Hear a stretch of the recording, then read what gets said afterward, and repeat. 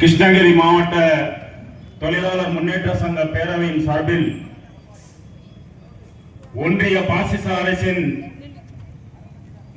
தொழிலாளர் விரோத போராடி பெற்ற 100 ஆண்டுகளுக்கு முன்பு போராடி பெற்ற 44 தொழிலாளர் நல சட்டங்களை கார்ப்பரேட்டுகளுக்கு கைக்கூலியாக 4 சட்ட தொகுப்புகளாக மாற்றிய ஒன்றிய பாசிச பாஜக அரசை கண்டித்து புதிய விதிகளை அமல்படுத்திய திரும்ப பெற வலியுறுத்தியும் அகில இந்திய தோமுசா பேரவையின் பொதுச் செயலாளர் அருமையனார் முன்னாள் நாடாளுமன்ற உறுப்பினர் செண்முகன் அவர்களின் அறிவுறுத்தலின் பேரில் இன்றைக்கு கிருஷ்ணகிரி மாவட்ட தோமுசா கவுன்சில் சார்பில் இந்த ஆர்ப்பாட்டம் நடைபெற்றுக் கொண்டிருக்கிறது. ஆர்ப்பாட்டம் ஆர்ப்பாட்டம் ஒன்றிய அரசை கண்டித்து ஒன்றிய அரசை கண்டித்து மோடி அரசை கண்டித்து மோடி அரசை கண்டித்து தோமுசா நடத்துகின்ற மாநில தழுவிய ஆர்ப்பாட்டம்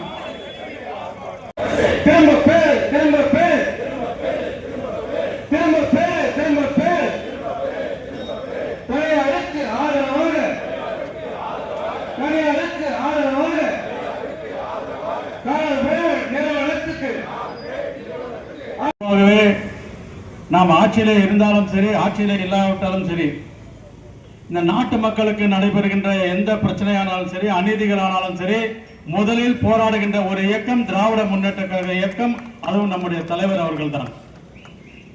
எந்த சூழ்நிலையானாலும் சரி விவசாயிகளுக்கு எதிரான சட்டம் கொண்டு வந்தாலும் சரி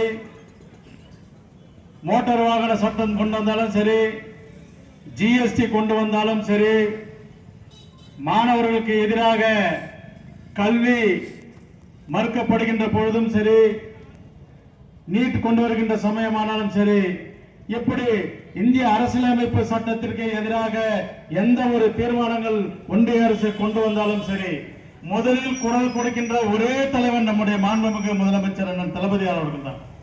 இன்றைக்கு கூட இந்த தொழிலாளர்களுக்கு எதிரான இந்த போராட்டத்தை அநேகமாக இந்தியாவிலே முதலில் அரைக்கூவல் எடுத்த தலைவராக தான் நம்முடைய மாண்புமிகு முதலமைச்சர் அவர்கள் இருப்பார் என்பதற்கு எந்த மாற்று கருத்தும் கிடையாது. ஏனென்று சொன்னால் இவர்கள் கொண்டு வருகின்ற சட்டத்தை தைரியமாக எதிர்க்கின்ற ஒரு தலைவர் நம்முடைய மாண்புமிகு முதலமைச்சர் அவர்கள். அதே வேளையிலே இந்திய நாட்டிற்கு ஏதாவது ஒரு வகையிலே ஒரு தீங்கு ஏற்படுகின்ற நேரத்திலே முதலில் களத்தில் நிற்பதும் நம்முடைய மாண்புமிகு முதலமைச்சர் அவர்கள் தான் என்பதை இந்த நேரத்தில் நான் பெருமையோடு சொல்லிக்கொள்ள கடமைப்படுகிறேன். ஒரு நாட்டினுடைய தலைவர் ஒரு கட்சியினுடைய தலைவர் எப்படியெல்லாம் இருக்க வேண்டும் எப்படியெல்லாம் போராட வேண்டும் என்பதற்கு உதாரணமாக இருக்கின்றவர் தான் நம்முடைய மாண்புமிகு முதலமைச்சர் அவர்கள். ஆக இன்றைக்கு இந்த போராட்டத்தை அவர் அறிவித்திருக்கிறார் என்று சொன்னால் இன்றைக்கு இங்கே தமிழகத்திலே இருக்கின்ற இந்த போராட்டம் நாளை டெல்லியை வரை ஒலிக்கும் என்பதற்கு எந்த மாற்று கருத்தும் கிடையாது. பேசியவர்களெல்லாம் பாசிச பாஜக அரசனுடைய நிலை பற்றி சிறப்பாக பேசியிருக்கிறார்கள். இன்னைக்கு மோடி அவர்கள் ஆட்சிக்கு பொறுப்பு வந்து 12 வருஷம் ஆச்சு. இந்த 12 ஆண்டுகளில் பார்த்தீங்கன்னா பல்வேறு அனைத்து தரப்பு மக்களுக்கு எதிரான சட்டங்களை கொண்டு வந்து இன்றைக்கு நசுக்கி கொண்டிருக்கிறார். குறிப்பாக தொழிலாளர்களுக்கு எதிராக ஏற்கனவே இருந்த 14 சட்டங்களை திருத்தி 4 தொகுப்புகளாக மாற்றி இன்னைக்கு தொழிலாளர்களை நசுக்கி கொண்டிருக்கிறார்.